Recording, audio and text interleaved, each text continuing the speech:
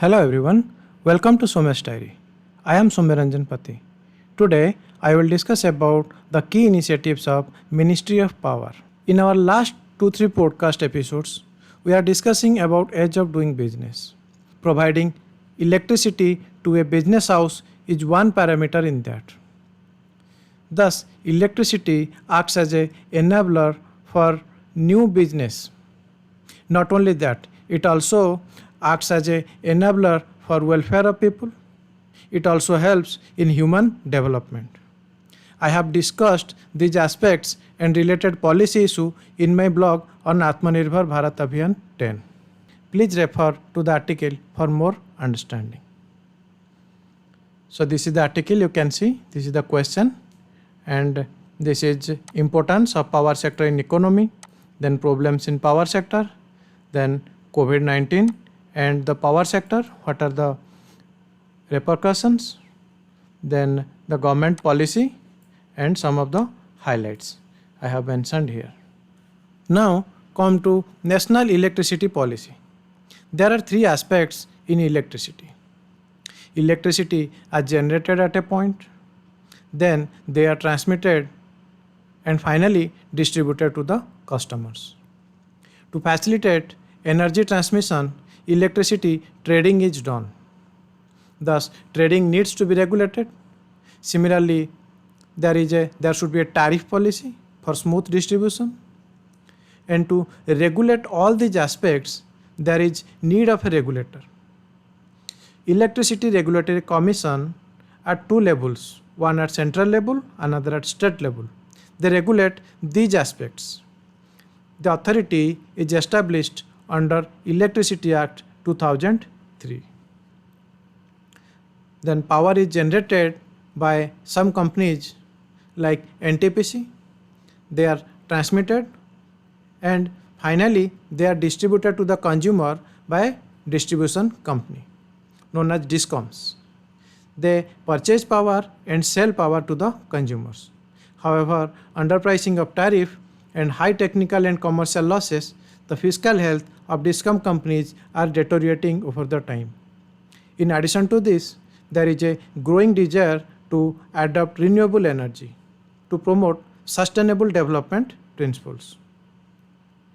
Thus, in 2014, a new bill was proposed to promote renewable energy, rationalize tariff determination, and to increase competition in the sector by segregating the distribution segment into distribution and supply. However, it was lapsed. Subsequently, a committee was formed based on the input of the report of the committee. In 2018, a new bill is proposed. It is available in the public domain for comment. You can refer to it. The key features of the bill include: it wants to establish Electricity Contract Enforcement Authority. Then a payment security mechanism will be there. Then there should be a policy for national renewable energy. Then there should be renewable energy purchase obligation is there. Now let's discuss about some important initiatives. So the first one is Deen Dayal Upadhyay Gram Jyoti Yojana. Under this scheme, separation of feeders for agriculture and non-agriculture is done. Then strengthening of transmission and distribution network is done. Metering of distribution transformers, feeders, they are done. And other ongoing rural electrification work, they all subsumed under this scheme. The next item is Pradhan Mantri Sahaj Bijli Har Ghar Yojana, that is Saubhagya Yojana. Under this scheme, there will be no upfront fee for availing electricity connection. There will be spot registration in the camps and there will be release of connections. Mobile app will be used for identification of beneficiaries. For inaccessible area, there will be special purpose vehicle. So what is special purpose vehicle? Shortly, I can tell you that special purpose vehicle is like a small part of a big company which has a specific target.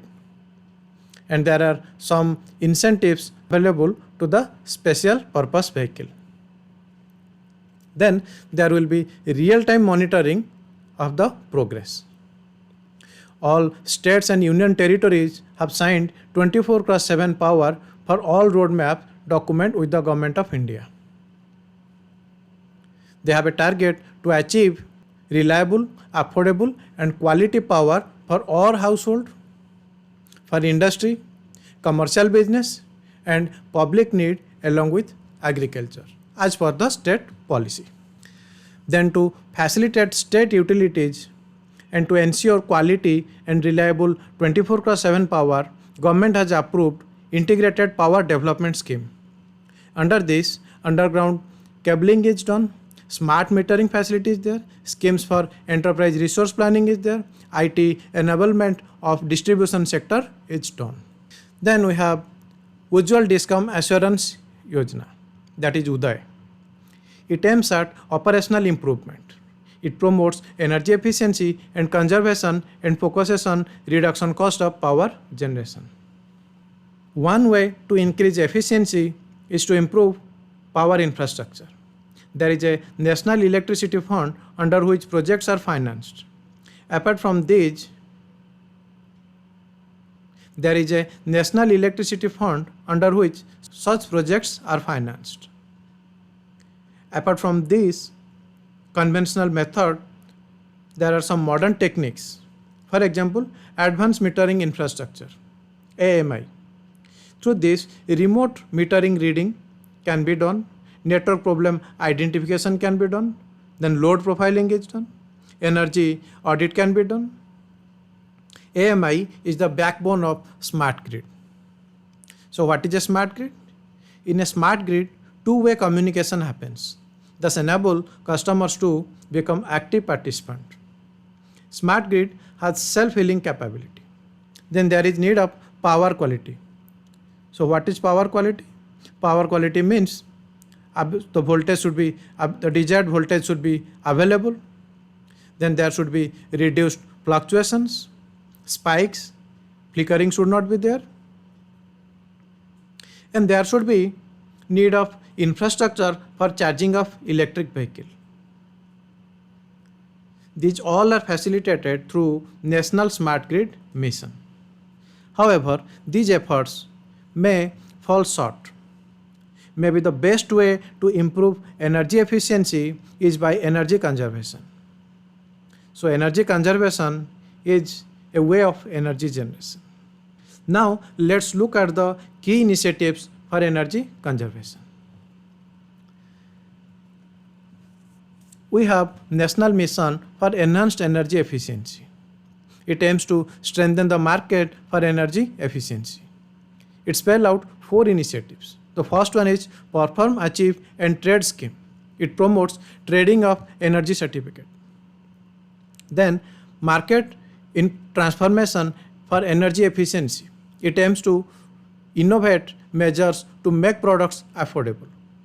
Then Energy Efficiency Financing Platform to create finance demand side management. And Framework for Energy Efficient Economic Development is there, that is for financial instruments. Then we have a series of initiatives under Energy Efficiency Service Limited. The key initiatives include Atal Jyoti Yojana, Solar Study Lamp, Unnat Jyoti by Affordable LED.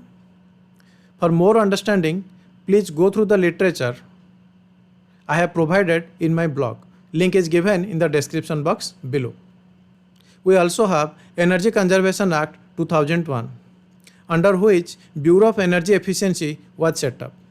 It provides regulatory mandate for standard and labeling of equipments.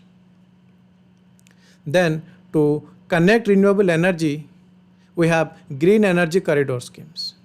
Now come to energy diplomacy. In the unification of Europe, Germany played a significant role. Similarly, India can play a role in South Asia integration through power diplomacy. We are connected to our neighbors through grid. So for more details about the projects, please refer the blog. So that's all for today. I hope you enjoyed the content. To stay connected, please subscribe to my channel. Thank you very much for your precious time.